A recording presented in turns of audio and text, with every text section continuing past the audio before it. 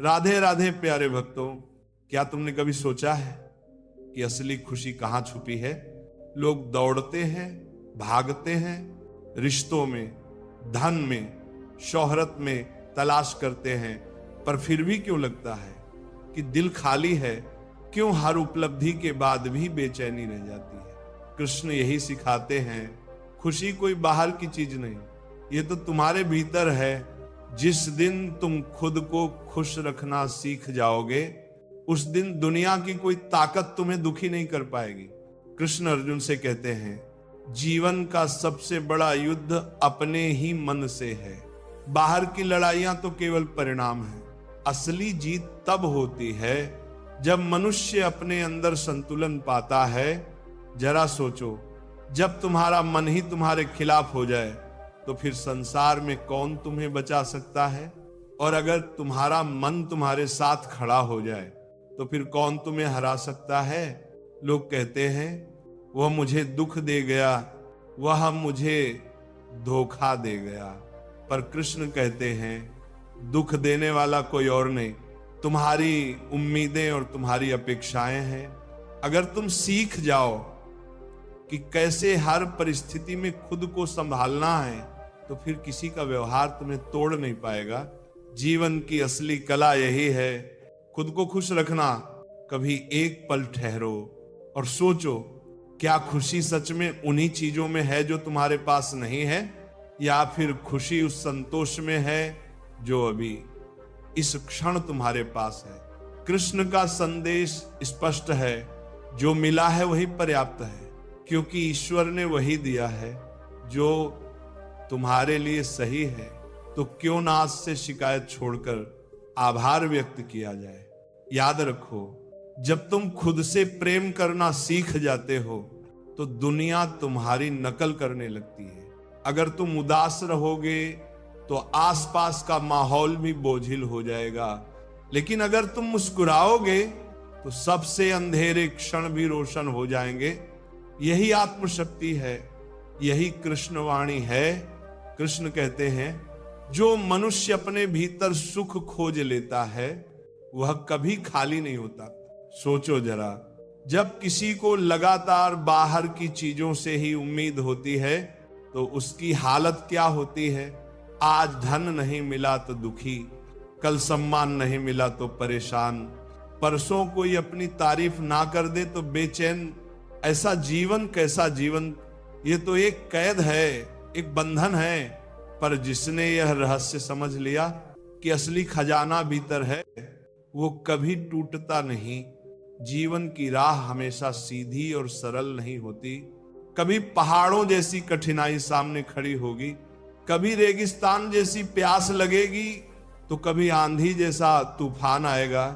लेकिन इन सबके बीच अगर मनुष्य ने यह ठान लिया कि मुझे अपनी शांति नहीं खोनी है, तो फिर पूरी दुनिया हार मान जाएगी। और ये शक्ति केवल ज्ञान से आती है, वही ज्ञान जिसे कृष्ण ने गीता के रूप में दिया।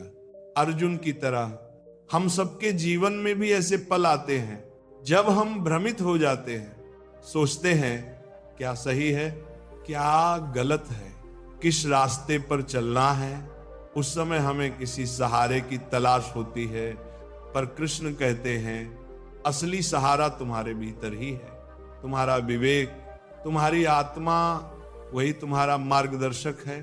जब तुम खुद को सुनना सीख जाते हो तो जीवन की गूंज साफ साफ सुनाई देती है।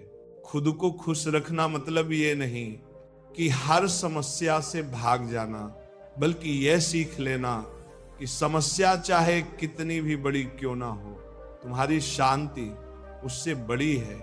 बड़ी क्यों ना हो, मन को बिखरने नहीं देना, मुस्कान बनाए रखना, आत्मबल बनाए रखना और विश्वास बनाए रखना, यही असली विजय है। और जब व्यक्ति ऐसा कर लेता है तो दुनिया भी उसकी शक्ति को पहचान लेती है। याद रखो, जो व्यक्ति हर हाल में संतुलित रहता है वही दूसरों को भी शक्ति देता है। अगर तुम खुद भीतर से मजबूत हो तो तुम्हारी उपस्थिति ही दूसरों के लिए आश्रय बन जाएगी। ये वही स्थिति है जिसे कृष्ण स्थित प्रज्ञा कहते हैं। यानी ऐसा इंसान जिसे ना दुख हिला सके ना सुख बहका सके। कृष्ण का संदेश ये है कि जीवन की सबसे बड़ी शक्ति आत्मनिर्भरता है। अगर तुम्हारी मुस्कान किसी और के व्यवहार पर टिकी है तो तुम हमेशा कमजोर रहोगे, पर जब तुम्हारी मुस्कान तुम्हारे अपने निर्णय से जन्म लेती है तब कोई भी उसे छीन नहीं सकता। यह स्वतंत्रता ही असली आनंद है। सोचो, नदी जब बहती है तो उसे पर्वत, पथरीली जमीन, गड्ढे, खाई सब मिलते हैं। क्या नदी रुक जाती है? नहीं, वह अपनी राह बनाती है, अपनी धारा तय करती है। उसी तरह इंसान को भी परिस्थितियों के हिसाब से खुद को ढालना होता है। अगर रास्ते कठिन हैं तो उनसे डरकर बैठना मत, बल्कि यह तय करना कि मैं अपनी खुशी का रास्ता खुद बनाऊंगा। अक्सर लोग कहते हैं जब सब कुछ ठीक होगा तब मैं खुश रहूंगा, लेकिन सच्चाई उल्टी है। जब तुम खुश रहना सीख लोगे तभी सब कुछ ठीक लगने लगेगा, क्योंकि दुनिया वैसी ही दिखती है जैसी तुम्हारी नजर होती है। अगर तुम्हारी नजर निराशा से भरी है तो स्वर्ग भी नर्क लगने लगेगा, और अगर तुम्हारी नजर विश्वास से भरी है तो नर्क भी तुम्हें सबक सिखाकर स्वर्ग जैसा अनुभव देगा। कृष्ण ये भी सिखाते हैं कि खुशी एक साधना है, इसे रोज चुनना पड़ता है। जैसे सांस लेना, सुबह उठो और मन में यह संकल्प भरो कि चाहे आज क्या भी हो, मैं अपनी शांति नहीं खोऊंगा। ये वचन ही तुम्हें पूरे दिन मजबूती देगा। और अगर दिन में कहीं हार भी मानने का मन हो तो बस अपने अंदर कृष्ण की आवाज सुनो, डर मत, मैं तेरे साथ हूं। खुद को खुश रखना सीखना मतलब ये नहीं कि तुम दूसरों से मुंह मोड़ लो। इसका अर्थ यह है कि तुम्हारी जड़ें इतनी गहरी हो कि बाहरी आंधियां उन्हें हिला ना सके। जब पेड़ की जड़ें मजबूत होती हैं तो चाहे तूफान कितना भी तेज हो, पेड़ खड़ा रहता है। उसी तरह जो इंसान अपने भीतर स्थिर हो गया है उसके सामने कोई परिस्थिति टिक नहीं सकती। मनुष्य की सबसे बड़ी भूल यह है कि वह अपने दुख का कारण हमेशा दूसरों को मानता है। कभी हालात को दोष देता है, कभी परिवार को, कभी समाज को, तो कभी भाग्य को। लेकिन गीता में कृष्ण ने स्पष्ट कहा है, तुम्हारा सुख दुख तुम्हारे अपने विचारों से तय होता है। यानी बाहर का संसार तुम्हें बस परिस्थिति देता है, पर तुम्हारे मन की प्रतिक्रिया ही असली परिणाम बनाती है। अगर तुम अपने मन को साध लोगे तो दुख का असर भी खत्म हो जाएगा। सोचो, युद्ध भूमि में खड़ा अर्जुन रो रहा था, हथियार डाल चुका था। सामने अपनों को देखकर उसका दिल कांप रहा था, लेकिन कृष्ण ने उसे यही सिखाया कि जब तक तुम अपनी भावनाओं के गुलाम बने रहोगे तुम कभी सही निर्णय नहीं ले पाओगे, और जब तुम अपने मन को नियंत्रित कर लोगे तभी जीवन का हर युद्ध जीत लोगे। यही संदेश हर इंसान के लिए है। खुद पर अधिकार पाओ, तभी खुशी तुम्हारे हाथों में होगी। खुद को खुश रखना एक साधारण आदत नहीं, ये आत्मा की गहराई से जुड़ा निर्णय है। जब इंसान ये ठान लेता है कि मैं अपनी ऊर्जा नकारात्मकता में बर्बाद नहीं करूंगा, तो उसकी आभा ही बदल जाती है। लोग उसके पास बैठकर शांति अनुभव करने लगते हैं। उसकी बातें दवा जैसी असर करती हैं। यही कारण है कि इतिहास में जिन लोगों ने आत्मबल को साध लिया वही आज भी प्रेरणा के स्रोत बने हुए हैं। कभी गौर किया है, जब तुम्हारा मन हंसता है तो वही भोजन स्वादिष्ट लगता है। जो कल फीका लग रहा था वही घर आरामदायक लगता है। जो कल बोझ जैसा लग रहा था तो असली बदलाव बाहर नहीं तुम्हारे भीतर होता है। इसीलिए कृष्ण बार बार कहते हैं, अपने मन को जीत लो। यही सबसे बड़ा विजय है।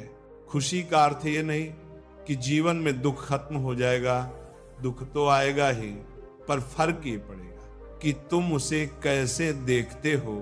अगर तुम उसे एक बोझ मानोगे तो वह तुम्हें तोड़ देगा, लेकिन अगर तुम उसे एक शिक्षा मानोगे तो वही दुख तुम्हें और मजबूत बना देगा।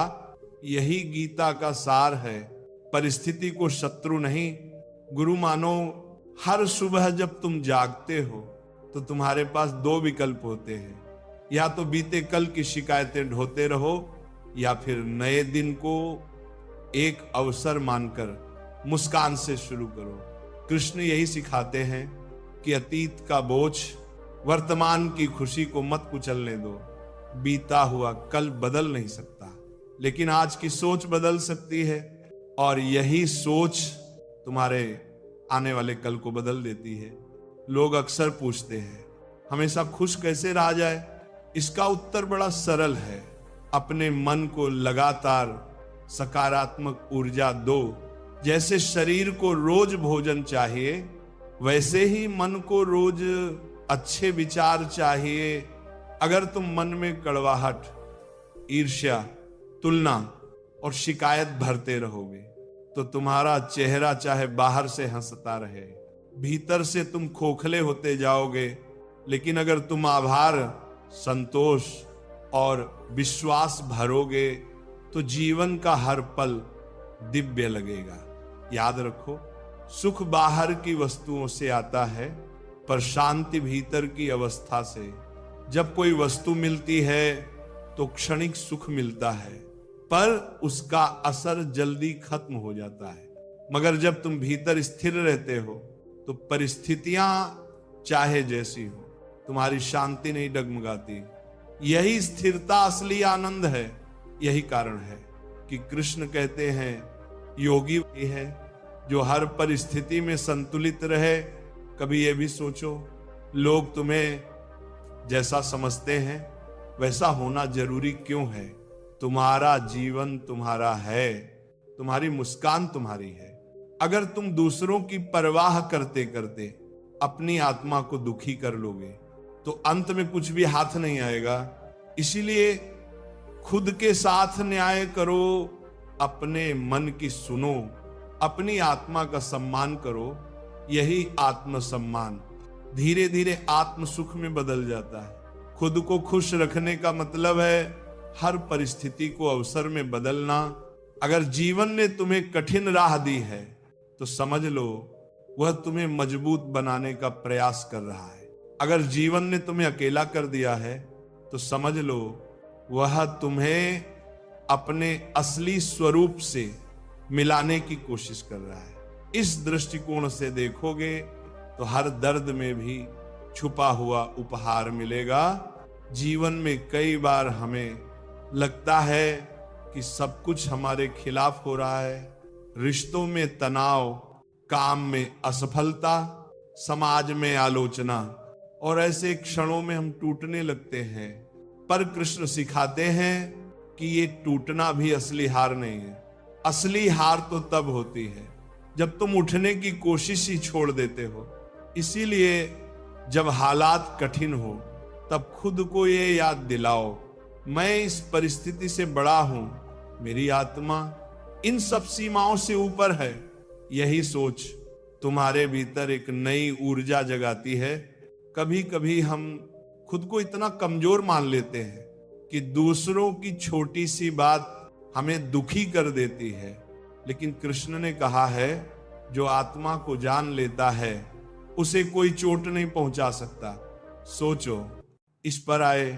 अगर तुम्हें यह एहसास हो जाए कि तुम सिर्फ ये शरीर नहीं बल्कि अनंत आत्मा हो, तो फिर दूसरों की आलोचना, ताने या धोखा तुम्हें कितना प्रभावित कर पाएगा? शायद बिल्कुल भी नहीं को। यही जागरूकता ही असली सुख का आधार है। खुद को खुश रखने का एक और रहस्य है सेवा का भाव।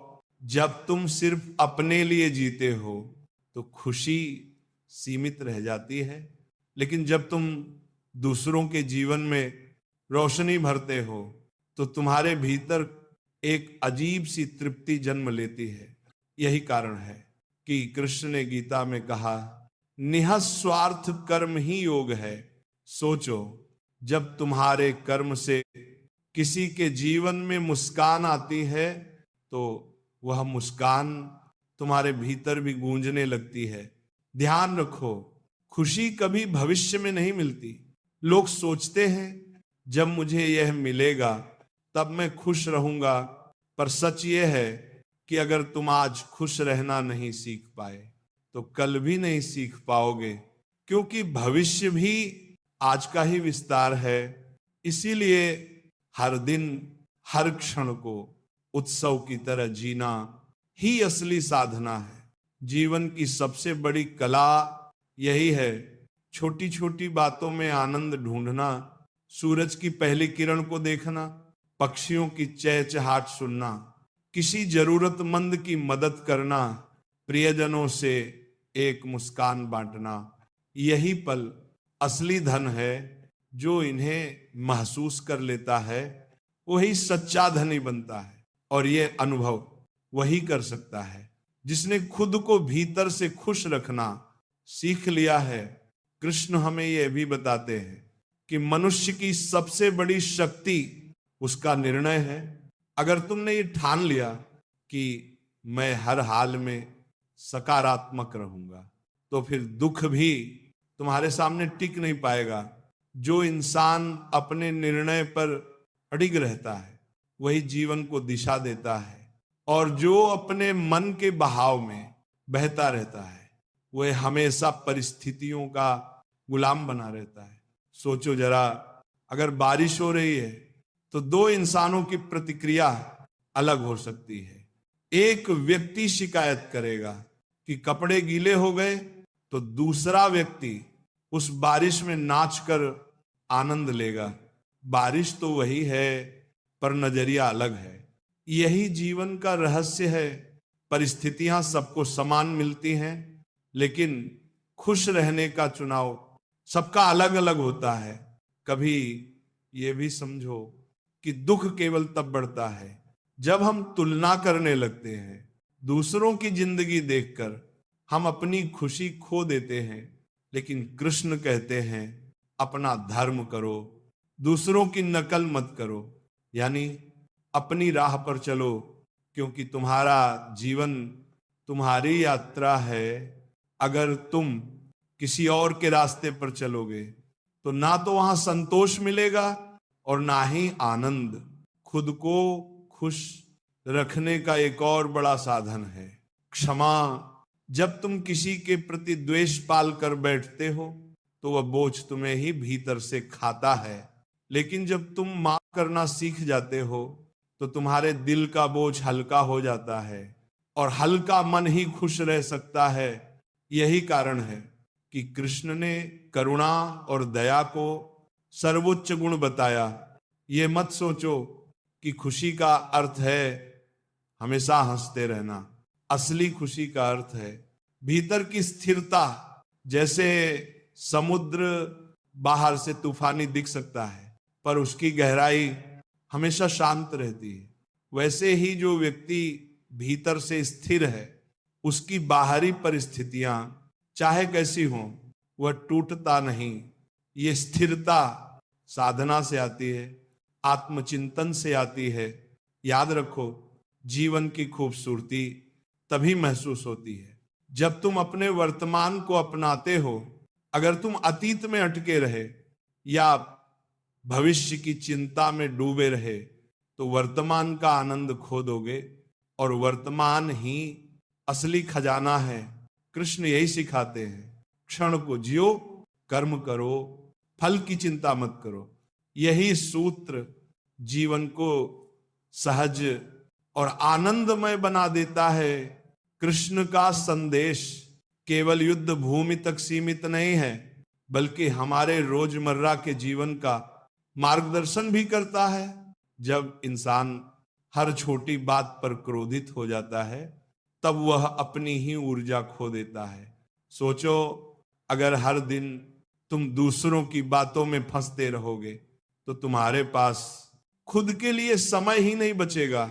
असली कला यह है कि कौन सी बात को महत्व देना है और किसे नजरअंदाजा कर देना है। यही विवेक ही तुम्हें शांति और खुशी दोनों देगा।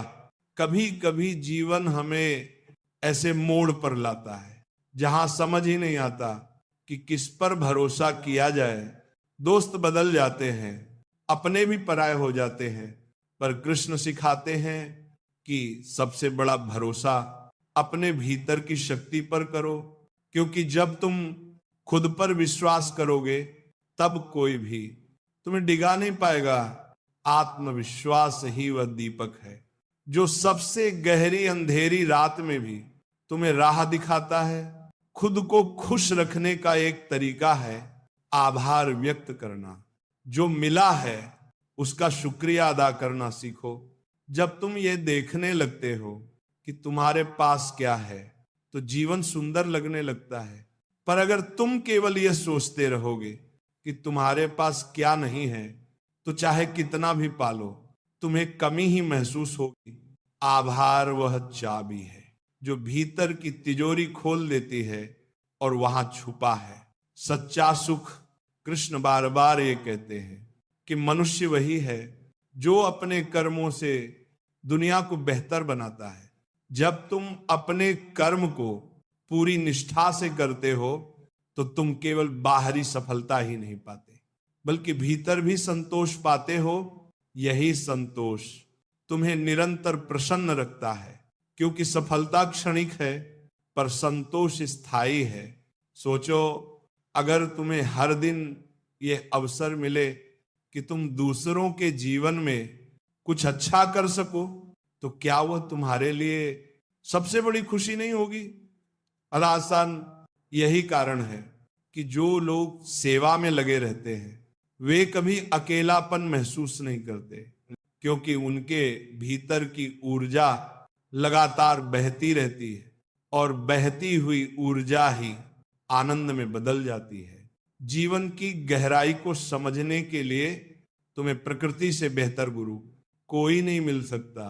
देखो ना, सूरज हर दिन उगता है, हर दिन डूबता है, पर कभी शिकायत नहीं करता कि कल बादल थे या आज कोई उसकी रोशनी का मूल्य नहीं समझ रहा है। वह बस अपना कर्तव्य निभाता है। यही सीख कृष्ण हमें देते हैं। कर्तव्य करो, परिणाम की चिंता मत करो। जब तुम ये सूत्र अपना लेते हो तो काम बोझ नहीं लगता बल्कि आनंद का साधन बन जाता है। पेड़ को ही देख लो, वह कभी अपने फल खुद नहीं खाता, वह तो दूसरों को देता है। उसकी शाखाएं छाया देती हैं, पत्ते प्राणवायु देते हैं, तना सहारा देता है, फिर भी पेड़ हमेशा चुपचाप खड़ा रहता है, कभी शिकायत नहीं करता। अगर हम पेड़ जैसी मानसिकता अपना लें तो हर दिन किसी न किसी रूप में देने का भाव रखेंगे।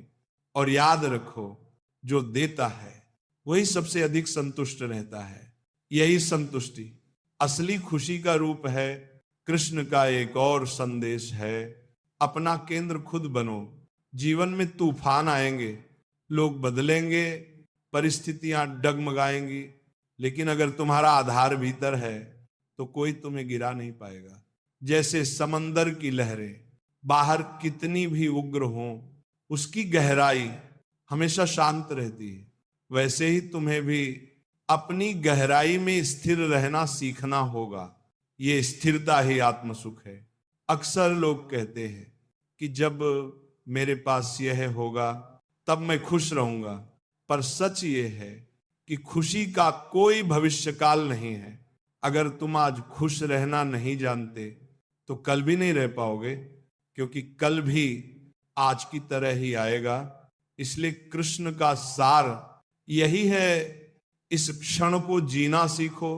जब तुम हर पल को आनंद से जीते हो तो जीवन अपने आप एक उत्सव बन जाता है। इसीलिए याद रखो, दुख और कठिनाइयां तुम्हें रोकने नहीं बल्कि जगाने आती हैं। वे तुम्हें बताती हैं कि तुम में अब भी शक्ति है जिसे बाहर लाना बाकी है। इसीलिए जब जीवन कठिन लगे तो उससे डरने की बजाय उसे एक संदेश की तरह देखो। यही दृष्टिकोण तुम्हें हर समय मुस्कुराना सिखा देगा। मन और आत्मा के बीच का संवाद ही असली जीवन की कुंजी है। मन अक्सर तुम्हें बाहरी दुनिया की ओर खींचता है।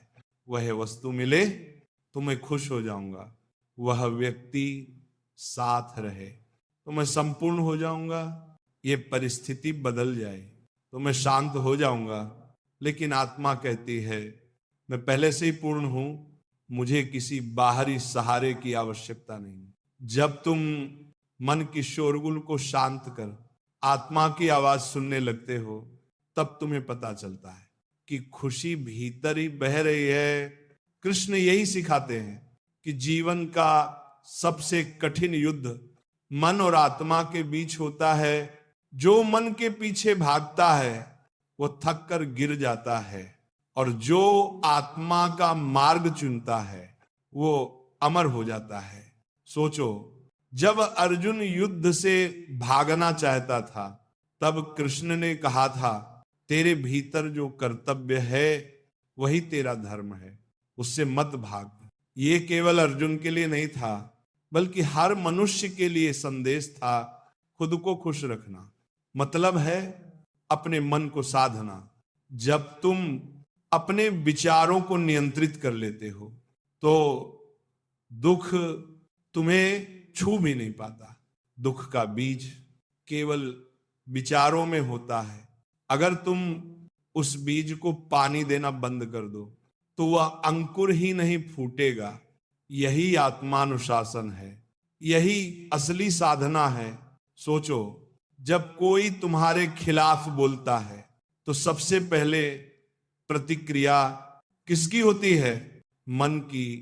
वह तुरंत आहत हो जाता है। लेकिन अगर उस क्षण तुम भीतर की आत्मा को याद कर लो तो तुम्हें लगेगा क्या ये सचमुच मेरे मूल्य को घटा सकता है? नहीं। और उसी पल तुम्हारी पीड़ा समाप्त हो जाएगी। यही अभ्यास धीरे धीरे तुम्हें हर परिस्थिति में स्थिर बना देता है। कृष्ण का संदेश यह भी है कि जो व्यक्ति अपने भीतर से जुड़ जाता है वही दूसरों को सच्ची खुशी दे सकता है, क्योंकि जो खुद दुखी है वह दूसरों को सुख कैसे दे पाएगा।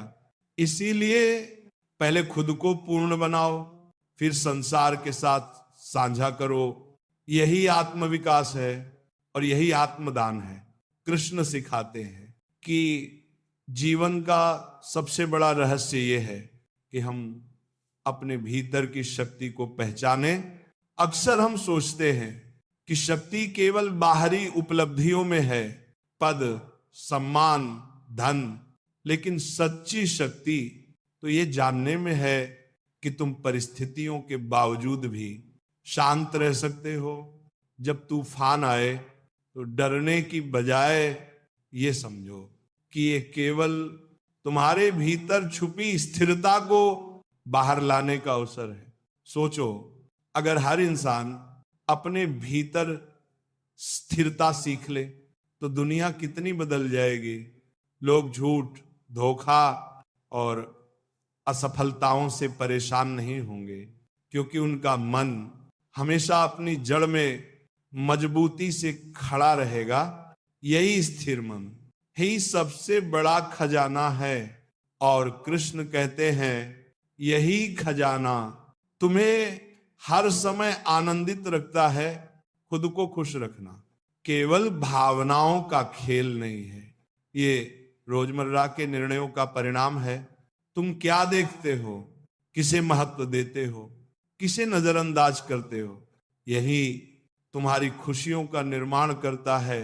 उदाहरण के लिए, अगर तुम हर छोटी बात पर नाराज हो जाते हो तो जीवन लगातार तनाव में रहेगा। लेकिन अगर तुम छोटी छोटी अच्छाइयों पर ध्यान दोगे तो हर क्षण में उजाला दिखने लगेगा। कृष्ण ये भी कहते हैं कि जो व्यक्ति अपने कर्म को बिना आसक्ति